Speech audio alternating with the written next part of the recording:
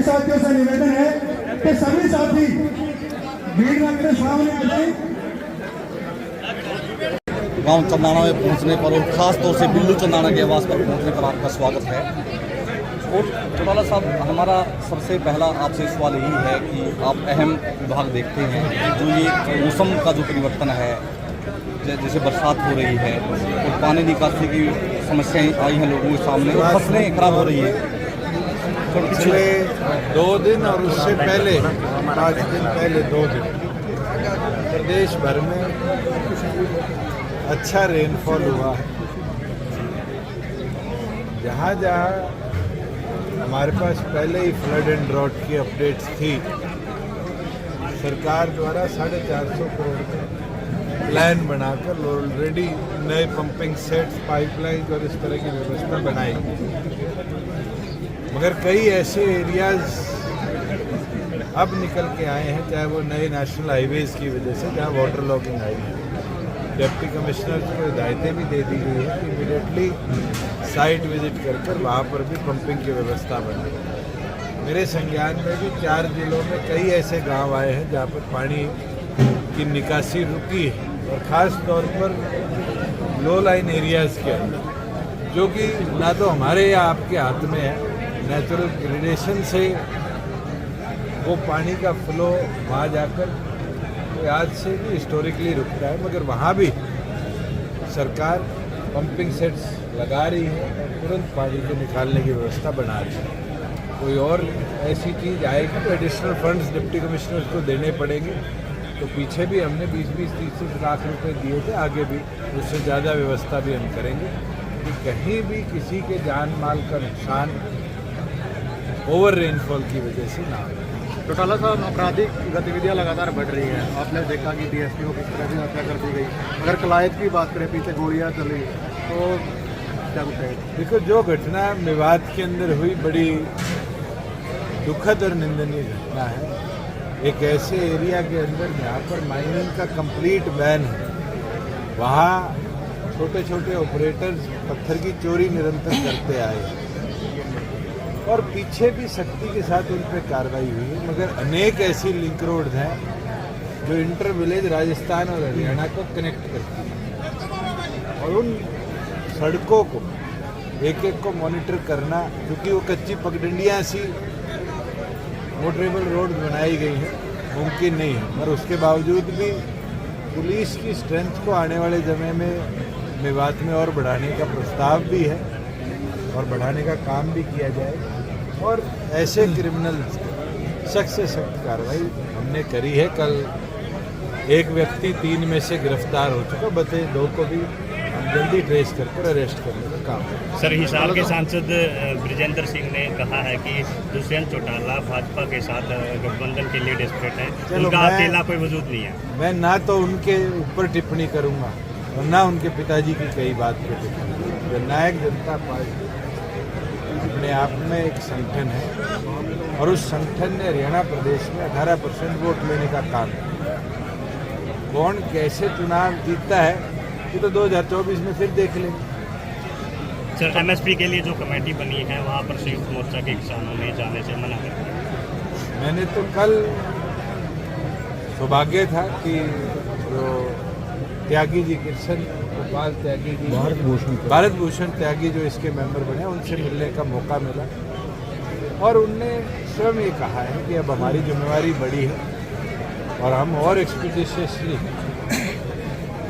इस जिम्मेवारी को निभाएंगे भी। तमाम ऐसे सेक्ट्स जो फार्मिंग से जुड़े हुए, केवल मात्र नॉर्थ के ही नहीं, पूरे देश भर के, और उनसे चर्चा कर जल्द सेंट्रल गवर्नमेंट को अपनी रिपोर्ट देंगे। मैं ये मानता हूँ जैसे ही रिपोर्ट आएगी उसके बाद ऑब्जेक्शंस क्लेम्स होंगे। किसी के पास कोई ऑब्जेक्शन क्लेम होगा तो वो उसी समय अपने ऑब्जेक्शन क्लेम फाइल करें। सर उनका कहना है कि 34-35 सदस्यों के सामने हमारे 3 सदस्यों की क्या चलेगी, क्योंकि अगर सरकार की फेवर के बंदे हैं वही सब कुछ पास कर। देखो, अब क्या चर्चा केंद्र सरकार से धरना उठाते वक्त हुई थी और क्या नोटिफिकेशन हुई है, इसमें दुष्यंत तो इन्वॉल्व नहीं था या हरियाणा सरकार का तो रोल नहीं था। ये तो उनको केंद्र से दोबारा चर्चा करनी थी। सर जो पैकेट फूड है उनको जीएसटी लगा देगा, आम आदमी की कमर बिल्कुल। आम आदमी को रियायत मिली है। एक आवाज में तमाम यूनियन टेरिटरीज और स्टेट्स के प्रतिनिधियों ने इसमें सहमति जताई कि जो अनमार्क बिना मार्के के कोई भी चीज़ दुकान में बिकती है, चाहे वो आटा हो, चीनी हो, वो टैक्स फ्री करी। और आम आदमी की सबसे ज़्यादा खरीद जो है वो बिना मार्के की प्रोडक्ट। अगर आप ये कहो कि पीडीएस की शॉप में 4 रुपये में हरियाणा सरकार नमक भेज रही है और वहीं टाटा 12 रुपये में नमक भेज रहा है, तो टाटा के नमक को भी टैक्स फ्री किया जाए, ये तो मुझे लगता है आम आदमी भी इसके ऊपर सहमत नहीं होगा। हमारा तो ये प्रयास है कि आम जन के इस्तेमाल में आने वाले अधिकतम चीज़ों टैक्स के रिव्यू से बाहर किया जाए और हम कामयाब रहे। जो GOM थी से उनने जो सजेशन दिया सर्वसम्मति से तमाम लोगों ने उसमें सहमति जताई। पास आ रहे हैं पंचायती चुनाव को लेकर जेजेपी की तैयारी किस तरह आज कई तरह की ज्वाइनिंग है आगे चुनाव को लेकर, कौन कौन लोग ज्वाइन करेंगे? हमारी द्वारा 22 के 22 जिलों के प्रतिनिधि जो आगे मॉनिटर चुनाव को करेंगे उसका चयन हो गया है। हमारे तमाम MLAs की भी, ex-MLAs की भी साथ में ड्यूटी लगाई जाएगी और आगे जिला वाइज और उसके बाद हल्का वाइज। और हमें चुनाव सिंबल पे लड़ना है, अगर लड़ना है तो जिला परिषद, ब्लॉक समिति का चुनाव लड़ना है या एक जिला परिषद का लड़ना है, उन सब पे चर्चा करके जैसे जैसे रिपोर्ट आएगी संगठन उस पर निर्णय लेगा। चौटाला साहब, और इस चीज़ के अंदर मैं तो मानता हूँ हमारे परिवार के एक मजबूत सदस्य पहले रहे, फिर बीच में जब पार्टी का स्प्लिट हुआ, जब जुदाई भी कई और साथियों की हुई, कांग्रेस की और बिल्लू तिंदाना की, साथ में बहुत ही हमारे सीनियर साथी भी रहे और गुर्जर समाज के अंदर भी उनने अपनी एक अलग पहचान बनाने का काम किया है, ज्ञान सिंह गुर्जर जी। और साथ में अभी पीछे चुनाव लड़े आपके कैथल के अंदर सैनी साहब, तमाम साथी अपने पूरे संगठन के और जितने लोग इनके साथ एसोसिएटेड रहे हैं उनके साथ ज्वाइन भी कर रहे हैं। और मैं ये मानता हूँ कि जो कैथल जिले के अंदर डॉक्टर अजय सिंह चौटाला जी जब युवा के प्रधान रहे और उनने एक टीम गठित करी, आज अधिकतम साथी उसी टीम के मेंबर हैं जो हमसे जुदा हो। मैं मानता हूँ इनका वापस आना जननायक जनता पार्टी को तो एक ताकत देगा, मगर एक जो जोश उस समय की यूथ का था वो आज हमारी जनरल बॉडी को भी जोश और उत्साह आज।